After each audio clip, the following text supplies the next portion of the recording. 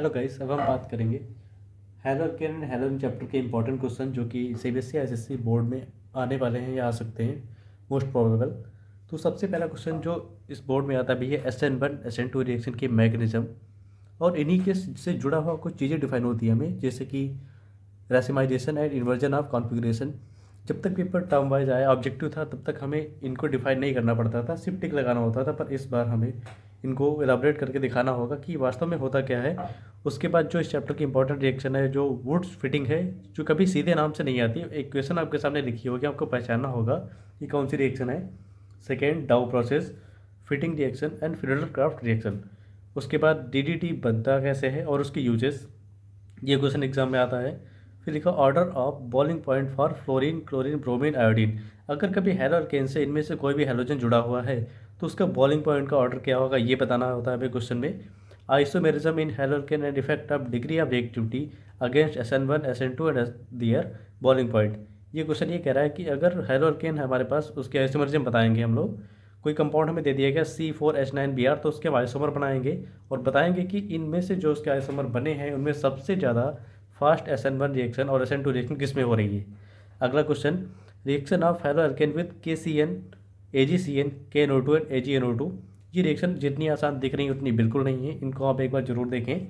फिर resonance in chlorobenzene, कभी कभी क्वेश्चन आया है ये। उसके बाद bond length of carbon and Cl in chlorobenzene and haloarene. ऐसा होता है कि जो हमारे पास क्लोरोबेंजीन होती है उसकी बॉन्ड लेंथ कम होती है कंपेयर टू हेलो एल्केन। इसका रीजन एग्जाम में कई बार पूछा गया है, तो आप लोग जरूर पढ़ें।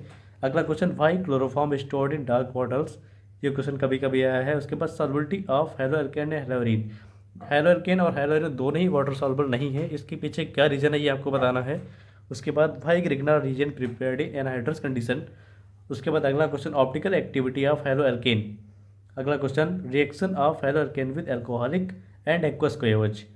इसमें अगर हम बात करें कि एक्वस के साथ हमेशा क्या बनता है, अल्कोहल फॉर्म होगा, और एल्कोहलिक कोएच के साथ हमेशा एल्कीन बनता है। अगला, अगर हम कन्वर्जन की बात करें इस चैप्टर के, तो सबसे पहला कन्वर्जन इस चैप्टर का जो कि बहुत बार आया है लगभग, उसका नाम है methyl bromide to methyl isocyanide. आप कैसे बनाएंगे, ये वास्तव में एक रिएक्शन है, कार्बन एमीन रिएक्शन, तो इसको आप लोग आराम से पढ़ सकते हैं। ये पहले भी मैं बता चुका हूँ कि एमीन चैप्टर में इंपॉर्टेंट रिएक्शन है। दूसरा हमारे पास क्लोरोबेंजीन टू बाइफिनील, आप कैसे बनाएंगे, ये फिटिंग रिएक्शन है। फिर प्रोपीन टू 1 ब्रोमोप्रोपेन आप कैसे फॉर्म करेंगे, पहले आप एल्कीन बना देना, सॉरी HBr जोड़ देना, हो जाएगी। फिर आएगा 1 bromobutane to but two ene. उसके बाद अगला कन्वर्जन है एनिलीन टू ब्रोमोबेंजीन। फिर chlorobenzene to two chloro acetophenone, और उसके बाद क्लोरोबेंजीन टू ब्यूटेन। अब इसमें जो टेस्ट आता है इस चैप्टर वो मैं आपको बता दूं। उसमें सबसे पहला क्लोरोबेंजीन एंड बेंजीन अल्कोहल, ये टेस्ट आता है। दूसरा, क्लोरोफॉर्म एंड कार्बन टेट्राक्लोराइड को आप कैसे अलग करेंगे, ये टेस्ट पूछा जाता है।